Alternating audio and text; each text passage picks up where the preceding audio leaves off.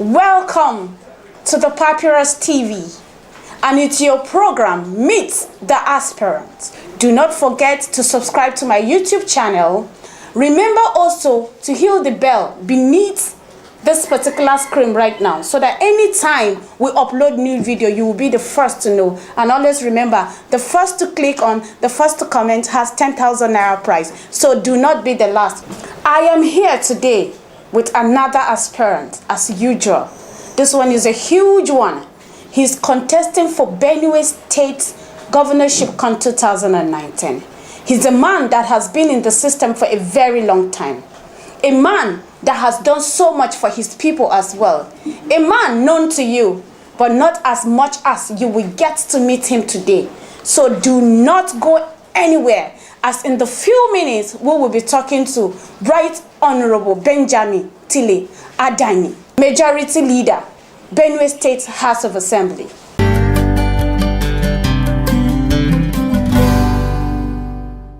Honorable, welcome on the show. Yeah, Dofa, thank you very much. And I think I'd like to just chip in and say this. The issue of whether or not I'm the majority leader of Benue State are matters that are before a competent court of law for now. And so we want to await the decisions of the court. What is in the court? Of course, you are aware that the court made an order restricting members of leadership parading themselves as leaders. And of course, there was yet another one, order of injunction restraining the Autumn-led faction of the assembly from also parading as a speaker. So there are two orders from the court. One is restraining us from parading as leaders of the assembly. The other is restraining the Autumn-led faction of the assembly from also parading themselves as leaders of the Benue State House of Assembly. So where do Benue State stand in all of this? Because from what you have said, we have no leadership. We have no leadership in the State House of Assembly, and as such, proceedings cannot go on. So where do the Benue people stand here? Yeah, the Benue people certainly are the ones that are at the receiving end of this crisis. It is rather sad, it is unfortunate, but when you have a government that believes in impunity, that is what you get. So it is not for me to say, but I can only let you know that the entire process and the entire quagmire that the Benue people have found themselves in is occasioned by executive lawlessness and impunity. Are you sure? Are you sure impunity is not by both sides? Because you got the court order first, no. While the court order was still on, you still sat and started the impeachment proceeding on the governor. No, the impunity started when the Autumn-led faction came into the assembly, broke into the assembly, and purported to sit when they had not followed the rules, the House standing rules regarding how to reconvene the House. Don't forget that we adjourned sitting to the 15th of August. You understand? So if they had wanted to reconvene validly and legally, it was incumbent on them to follow the standing rules. They did not do that. They broke into the assembly using the back door. And then when they entered, the manhandled staff broke into the legislative chambers and sat. Our rules are very clear. Except the Speaker of the House reconvenes the assembly, the clerk do not have the powers to so do. So impunity commenced at the point wherein they refused to follow the House standing rules and purported to sit illegally. That is the beginning of impunity. It is not very correct to begin to situate impunity at the time we also sat and determined or decided to proceed with service of notice of impeachment proceedings against the governor of Benue State. Okay, today we are not here for that. We are here to meet the man Adanyyi. You're contesting for the Benue State Goba 2019. Yes, I am. Why now? 2015, it was zoned to where you would have legally contested as well, but you didn't. So why now? Yeah, well, I'd like to appreciate you for that question. and I want to say that there is a time for everything. The Bible talks about due season, and the seat of the governor of a state is a seat that entails a lot. And so you should first of all have a conviction within yourself that at a time like this, you are better positioned to offer value to governance. And so as far as I'm concerned, this is the due season. This is a time that, having worked closely with government and having been afforded an opportunity to look at the issues as they are and to look at the crisis of governance and what occasions it, I think I am now better placed to come into the race than I would have done at a time that I did not have conviction. Now I have a personal conviction. I know that I have the ability, I have the potentials, and I have the powers to be able to add value to governance in Benue State. And that is what has informed my decision to run at a time like this. That's good. But however, there's a theory that is going on that you, as a leader, one of the top-notch leader of the Benue State House of Assembly, pushed the governor in the wrong direction to pave way for your today. What do you have to say about that? Well, I think that's quite funny, because I want to believe that for you to be a governor of a state, you must have come of age in terms of decision taking. You must have been somebody that can be trusted with ideas and also trusted with the task of governing the state. And for somebody to suggest that I pushed the governor, I think that is a bit laughable. Okay?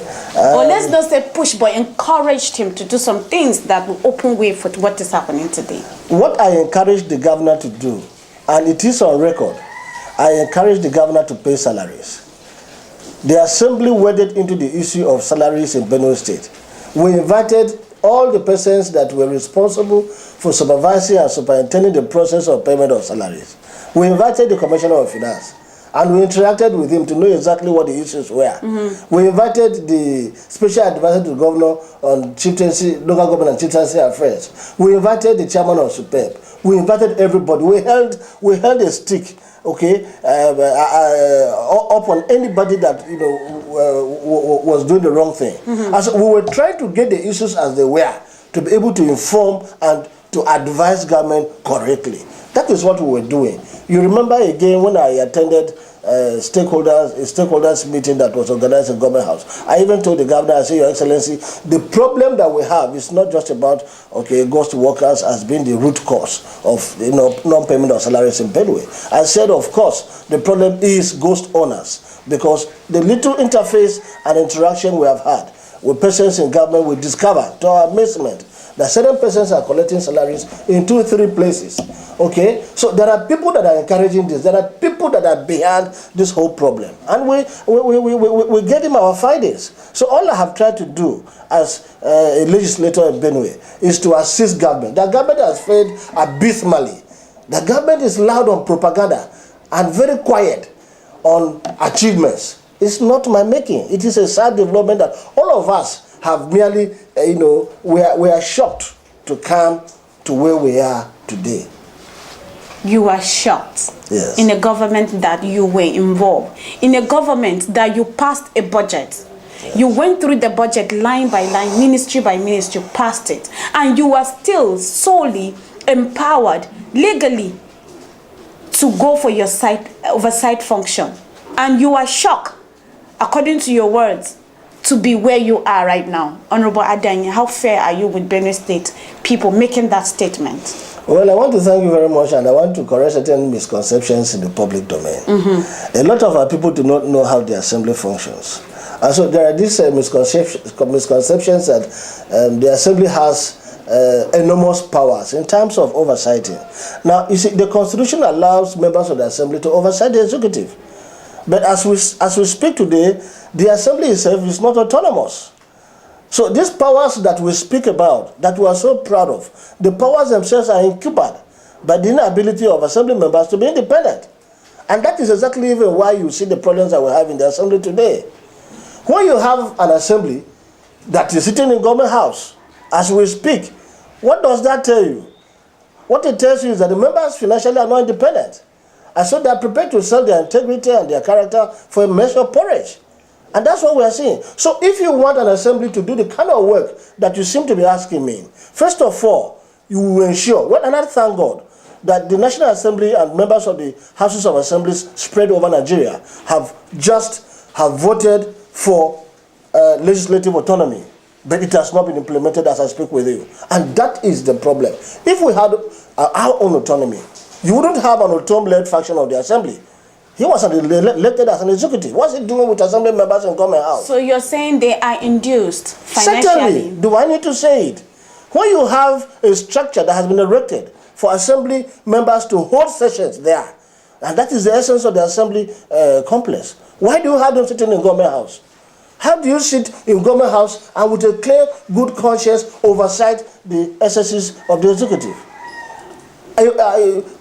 Previously, when members of the Assembly pass a bill that is a bit contentious, certain persons will say, you are a rubber stamp assembly. But what we're even talking about is not about being a rubber stamp assembly. We're talking of an assembly that is situated in the heart of Government House. And so you understand exactly what we're saying. So you're inducting your assembly to have been corrupt. The reason why they were not able to do their oversight function correctly, because they wanted to feed themselves first. Well, I didn't say that. That's not my conclusion.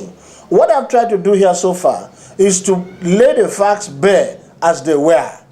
If they are sitting in Government House and you think there is no influence from government quarters, so be it. That is before Government House That's sitting. not going to be my conclusion. You had close to 3 years or over 3 years before this fallout, and you had that time to sit in the legal place in your structure before now, but you were not able to know whether the governor has performed better or not. To be shocked at what is happening here based on your statement, to be shocked at what is happening right now, that is where the question emerged. So prior to the sitting in Government House, that's when I'm asking, are you inducting your members to have been corrupt? The reason why they couldn't take their oversight function seriously. Members of the 7th Assembly took oversighting very seriously, to the extent that they could go.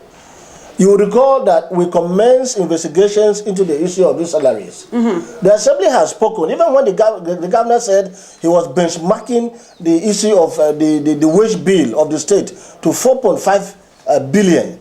The Assembly spoke and said 4.5 billion based on the investigations and the interactions that they were having with members of government who superintend and pay salaries, that they feel it is too much for a civil service state like Benue. And they were looking at 3.8. And that is our job. That is what we are supposed to do. We have brought in reports wherein there have been resolutions made. As to whether these resolutions have been carried out, it's a different ballgame altogether. But the duty and function of the Assembly, of the parliamentarian, is to bring some of these issues to the fore, which we have done. It is not our duty to hold a welding stick and flog. You understand? Perhaps again, the only thing that Parliament can do is to exercise its constitutional right of impeachment. Okay?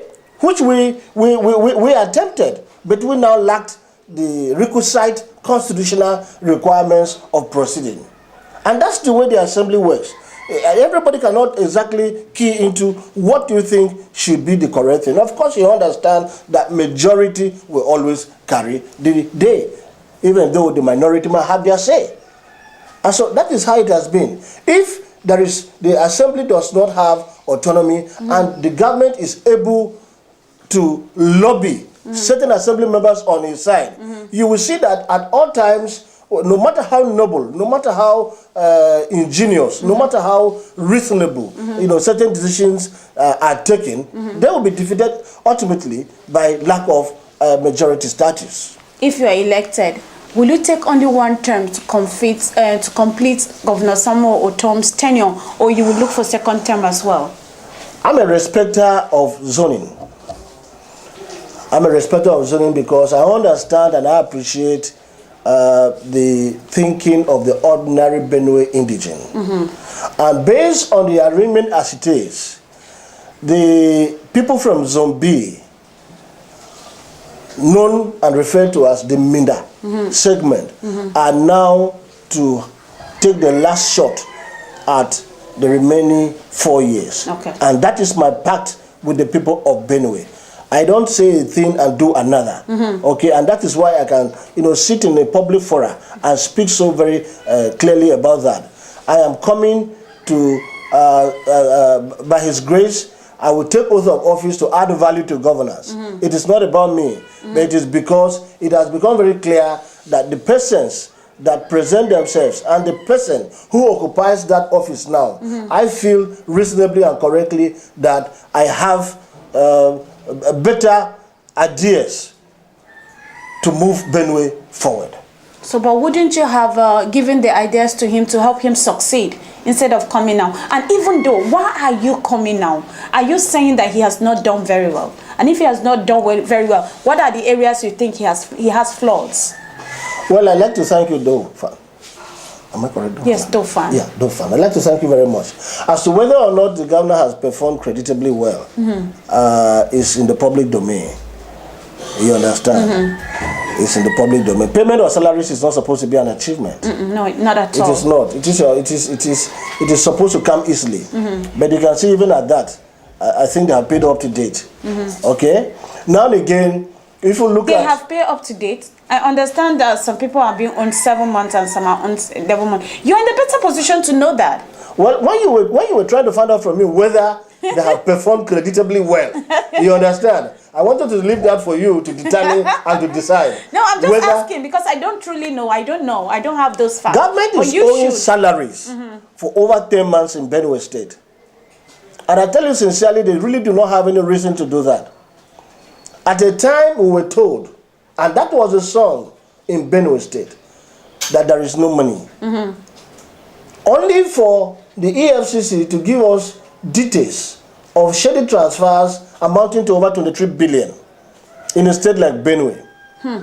Now and again, you will also recall, because we have said this, I have said this as a legislator in several fora, that the practice of deducting monies monthly from the Bureau for Local Governments is sad and does not encourage any development. Monies are deducted for the last 36 months. 25 million, 20 million, continuously across the 23 local government councils. Yesterday I was in Otukpo, and even ordinary drainages, the chairman cannot construct. And you won't blame him, because after the deductions is given either 5 or 10 million. And so what do you do with that in a place like Otukpo? And these are the issues. If you do your mathematics, your arithmetic, and you put it together, for the deductions for the last, and that is why those of us in the assembly voted for autonomy of local governments and my government, by the special grace of God, if I take oath of office. And that's my pact with the people of Benue, that we are going to discourage, we are going to completely ensure that monies move directly to the elected chairman of these local government councils. As a youngster, I was growing up in this state. I remember and I recall with nostalgia when we had local government councils chairmen begin to construct feeder roads, begin to construct dispensaries. You could see some sort of activity to indicate that indeed this is a third tier of government. All these things are not there. And then you ask yourself, where are the monies, where the deductions? They are meant for what? For what purposes? Governance is about the people. We are all stakeholders in this whole project. Nobody is more Benue than the other. And that's my take.